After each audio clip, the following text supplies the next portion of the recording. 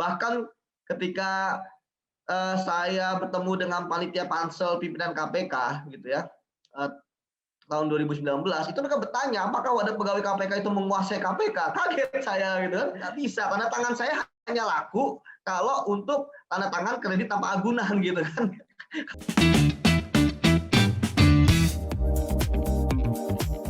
Bismillahirrahmanirrahim. Assalamualaikum warahmatullahi wabarakatuh. Robbi shrahli sadri wa yassirli amri wahlul 'uqdatam min lisani yafqahu qouli. Sahabat-sahabat Kang Ujang Komarudin di seluruh Indonesia dan dunia. Pada kali ini nih, kesempatan kali ini nih, aduh saya kedatangan tamu yang luar biasa, bagi saya satu kehormatan ini, tokoh muda Indonesia bagi saya. Dan tentunya kita berdecak kagum terkait dengan bukan hanya pikirannya tapi tindakan-tindakannya dalam pemberantasan korupsi. Nah, seluruh rakyat Indonesia pasti tahu itu. Nanti kita perkenalkan ini. Beliau saya mengatakannya tokoh kebanggaan rakyat Indonesia. Kenapa? Karena beliau ada di dalam KPK ya, lalu memberantas korupsi, dan itu tidak ada urat takutnya gitu loh. Tidak ada itu dia takut mati gitu, tidak ada itu takut diancam dan lain sebagainya. Nah, kita sapa dulu nih beliau ini. Assalamualaikum Bang Yudi Purnomo Harahap. Assalamualaikum Bang. Waalaikumsalam warahmatullahi wabarakatuh. Siap, terima kasih nih Bang sudah hadir di channel saya, Ujang Komarudin Channel. Nah, beliau ini mantan ketua wadah pegawai KPK. Masih. Bayangkan, saya bilang mantan, mohon maaf teman-teman, jadi masih, bayangkan. Sekarang posisinya masih sebagai ketua wadah pegawai KPK. Luar biasa, masih muda loh. Bukan senior loh, ininya ketuanya loh. Nah, ini tentu kita sebenarnya punya harapan terhadap beliau nih. Jadi kalau saya perkenalkan secara detail akan lama ini. Jadi saya percaya seluruh rakyat Indonesia kagum dengan beliau atas pemberantasan korupsi. Nah, kita mau ngobrol-ngobrol dan bincang-bincang nih Bang.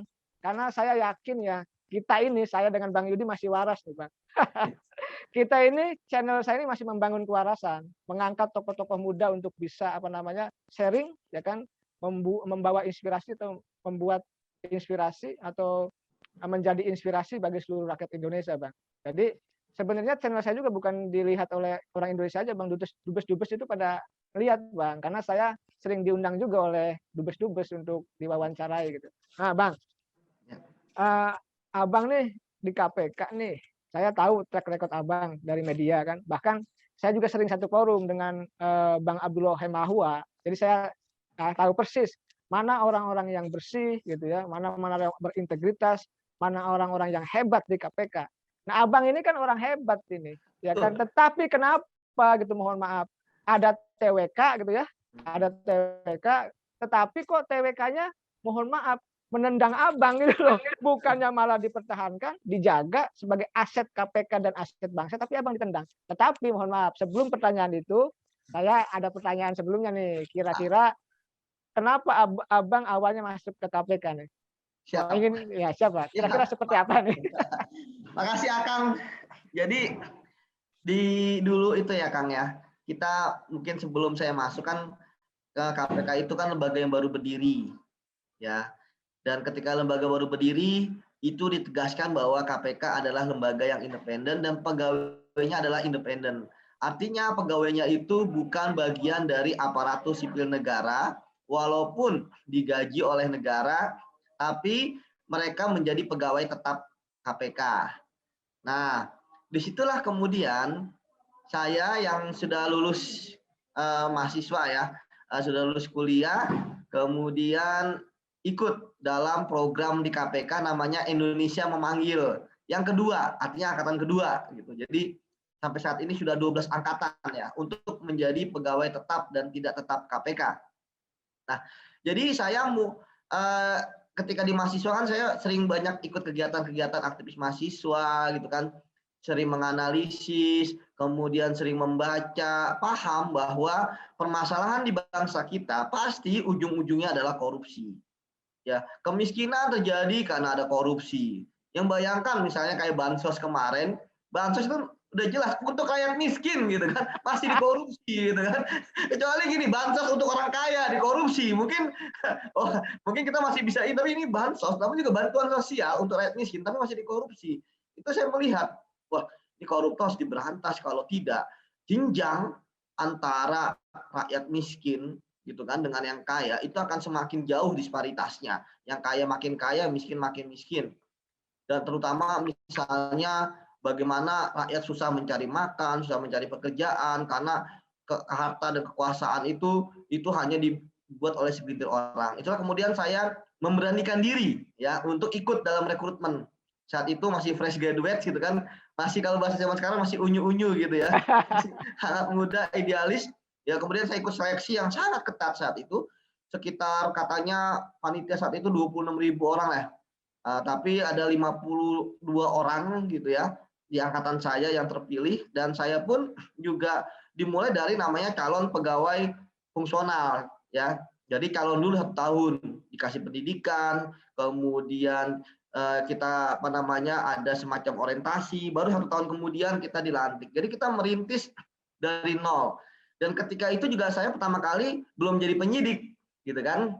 Sekarang kan saya jadi penyidik media. Sebelumnya saya adalah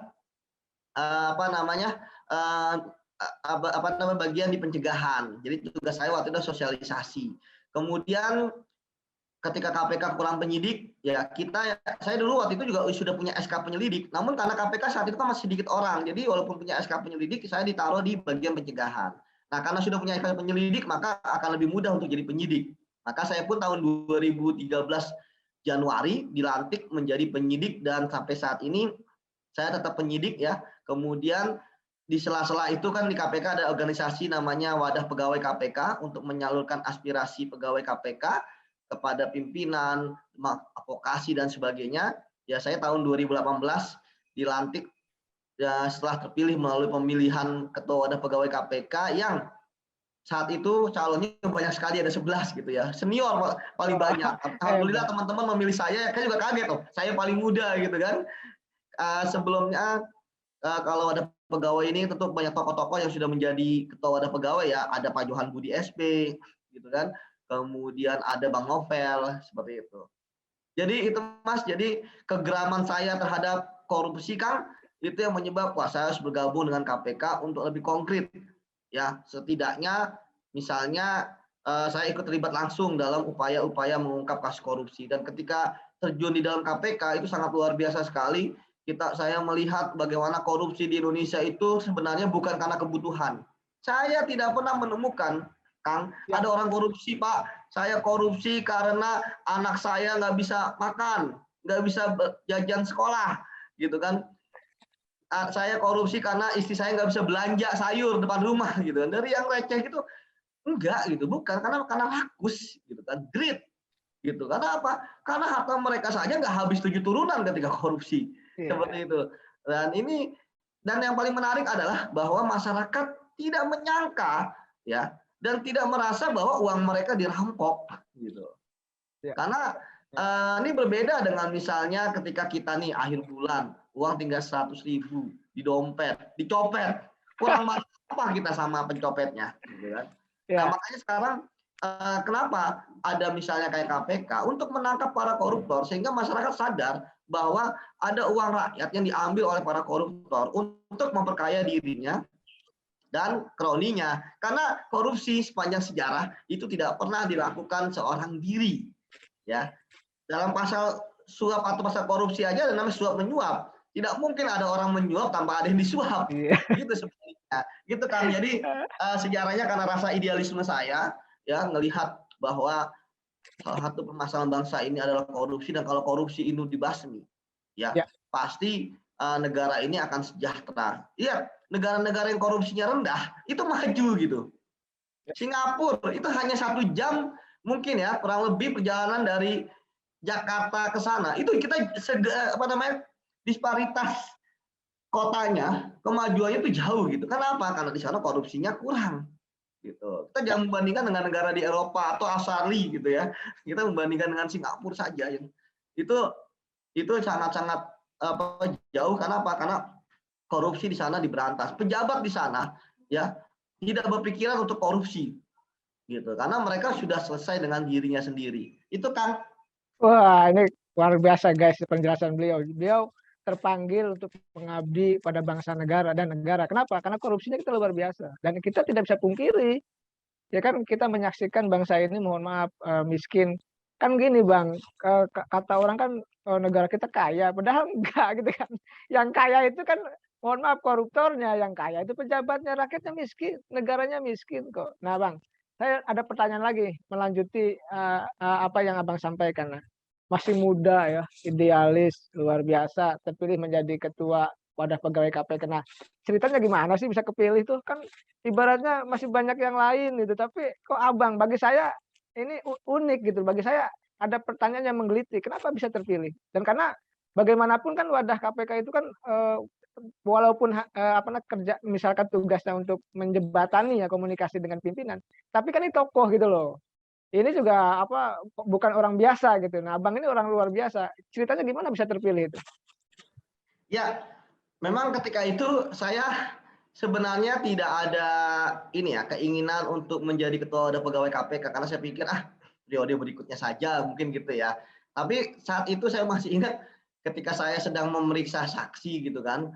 Kemudian pada saat memeriksa saksi itu di daerah Sumatera Utara gitu ya. Itu tiba-tiba terbesit, kan ada pengumuman gitu kan, pendaftaran calon untuk menjadi ketua wadah pegawai KPK. Tiba-tiba terbesit ketika meriksa saksi ini, loh, wadah pegawai KPK ini butuh orang muda gitu kan, yang pertama. Kemudian yang kedua, ini kan akan menggantikan Bang Novel Baswedan yang matanya rusak akibat diserang gitu kan oleh air keras. Sempat waktu itu ada ini ya, bisa nggak ya? Terus siapa sih mau milih saya gitu kan? Paling tidak minimal kan teman angkatan gitu kan. Iya. Kemudian kapabilitas gitu ya. Kapabilitas kan tentu selain harus berani dengan pimpinan ya. Karena walaupun pegawai muda, tapi harus berani bersuara gitu kan. Nanti takutnya ditekan gitu kan. Iya. Kemudian yang kedua itu terkait dengan bisa nggak mengakomodir seluruh pegawai KPK, karena di KPK ini unik. Di situ ada polisi, ada jaksa, ada pegawai tetap KPK, pegawai tidak tetap KPK, belum lagi pegawai outsource, ya kan, belum lagi PNS yang dipekerjakan dengan berbagai macam ragam. Itu tetap harus bisa istilahnya menyatukan, kalau bahasa saya waktu itu adalah menjadi payung bagi pelangi yang ada di KPK. Ya alhamdulillah ya terpilih setelah 2 putaran gitu ya, terpilih, dan dari situ pun kemudian ya dengan program-program kerjanya ya kita ya istilah sampai sekarang pun berhasil lah dan masih dipercaya oleh teman-teman gitu ya, untuk tetap memimpin wadah pegawai KPK yang memang ini unik. Wadah pegawai KPK walaupun anggotanya 1.500 ya, tapi kemudian namanya itu saya lihat menjadi kayak nasional gitu kan. Iya, iya betul, Padahal Bang.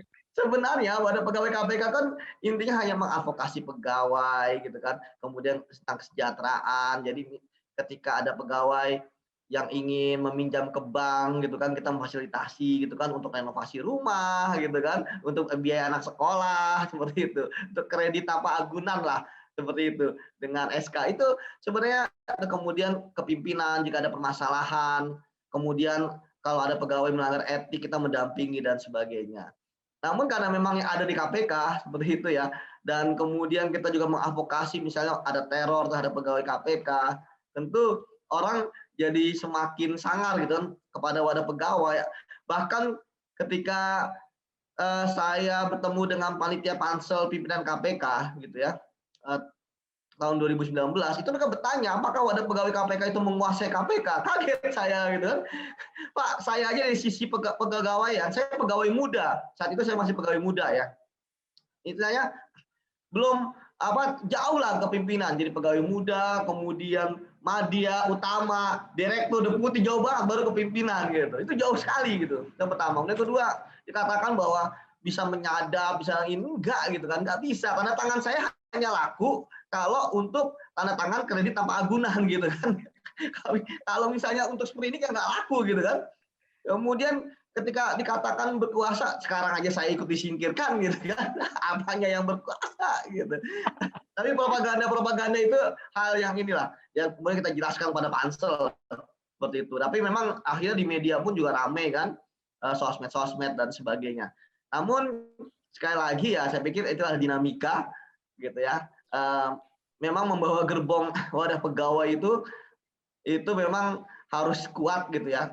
Apalagi saat itu kan sentralnya di saya. Kalau sekarang agak lebih mending, pergerakan kan ada 75 orang, semuanya punya kapabilitas gitu ya.